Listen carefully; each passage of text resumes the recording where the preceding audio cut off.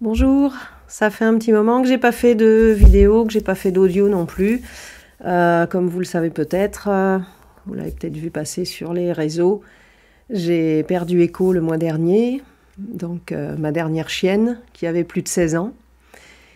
Ça a été très compliqué, c'est encore très compliqué. Voilà, on est fin octobre, hein, donc ça fait un petit peu plus d'un mois.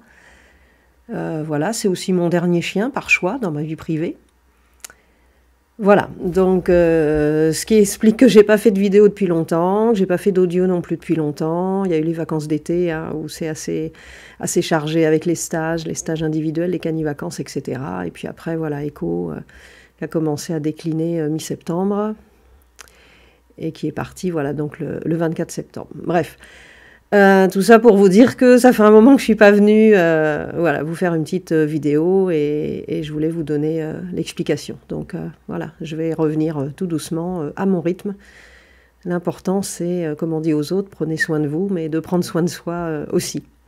Voilà, aujourd'hui je voulais vous parler un petit peu des chiens mordeurs, enfin la race, on va dire, la race qui est sur le top 3 des chiens... Des chiens mordeurs, voilà, le labrador, le chien le plus mordeur en France, ou un des 3 chiens les plus mordeurs en France, si on prend des statistiques récentes. La problématique, et c'est celle-ci que je souhaitais vous partager, c'est que parce que certaines races sont réputées être gentilles, déjà quand il arrive un accident, les gens ne comprennent pas. Souvent en famille, parce que c'est souvent des accidents domestiques hein, quand même, ah ben on comprend pas, pourtant on a pris un labrador, c'est censé être une race gentille. Ouais, mais enfin, on a beau être gentil, hein, les chiens sont gentils, les humains sont gentils. On a beau être gentil, il y a des moments quand même, basta, quoi. Il y a des limites. La patience, elle a des limites. Et c'est pas parce que le chien est réputé d'être gentil, puis déjà gentil, qu'est-ce que ça veut dire? Je sais pas, on lui fait mal, il va pas forcément être gentil, et c'est normal. On me fait mal, je vais pas être gentil, je vais répliquer, enfin... Gentil, en gros, ça, en plus, ça veut tout et rien dire. Il faudrait décortiquer par situation, j'en sais rien, par interaction. Enfin, c'est trop large, trop vaste et absolument pas juste de dire ouais, tel chien est gentil, tel chien est pas gentil, tel individu est pas gentil, tel individu est gentil. Voilà, moi je suis gentille, je pense être quelqu'un de sympa, apprécié de mon entourage. Ceci dit... tu viens m'emmerder, ou je sais pas, vous touchez à ma voiture ou quoi, je vais pas être gentille. Je veux dire, il y a un moment où on va pas être gentil tout le temps, H24. Donc, faire attention à cette étiquette un petit peu, ah bah je comprends pas pourquoi le chien s'est rebellé, je comprends pas pourquoi il a pincé, je comprends pas pourquoi il a mordu, alors que j'ai choisi une race gentille comme chien de compagnie, comme chien de famille, pour aller avec mes enfants, etc. Enfin, voilà, gentil, ça veut pas dire tout supporter, encore une fois. Et sous prétexte d'une race qui est dite et donc cataloguée de gentille aussi, je pense que beaucoup de gens prennent moins de précautions qu'avec des races qui seraient un petit peu plus dans la réaction et avec moins de patience aussi surtout. Mais la patience, elle a des limites, voilà. Donc c'est important à savoir quand on choisit un chien, quand on choisit une race de chien, les qualificatifs, gentil, ceci, cela, enfin, il faut voir un petit peu au-delà de ça quand même, parce que voilà, personne va être gentil à H24, un chien qui se fait embêter par les gosses, un chien qui est fatigué parce qu'il a passé la journée dehors, par exemple, dans le jardin, et qu'il n'a pas pu se reposer, parce que c'est pas évident pour un chien de passer la journée dans le jardin si l'endroit où il vit n'est pas calme et qu'il y a beaucoup de distractions, beaucoup de gens qui passent devant la maison, le chien il s'est pas vraiment reposé, par exemple. C'est un exemple, hein.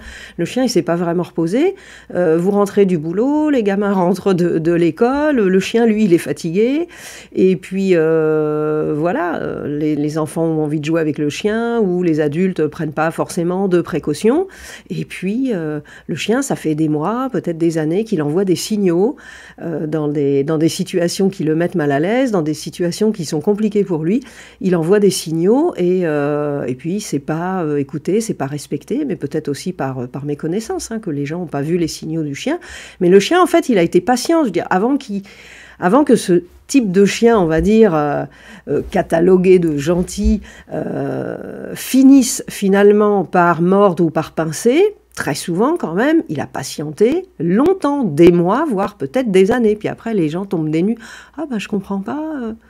Je comprends pas. Voilà, ben, je comprends pas. Et oui, mais c'est souvent que le chien, il n'a pas été respecté, il n'a pas été écouté.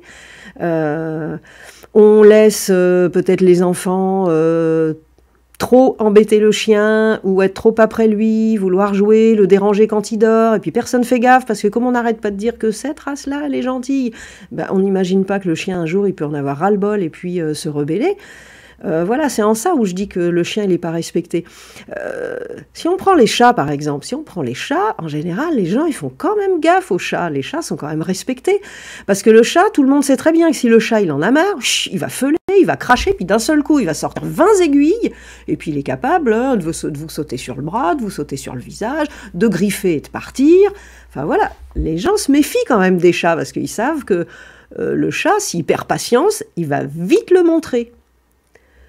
Or, j'ai l'impression que les gens, ils n'ont pas les mêmes idées, la même idée ou les mêmes réflexes sur les chiens, en se disant, bah non, le chien, il est gentil, donc en fait, il va patienter, il va tout supporter.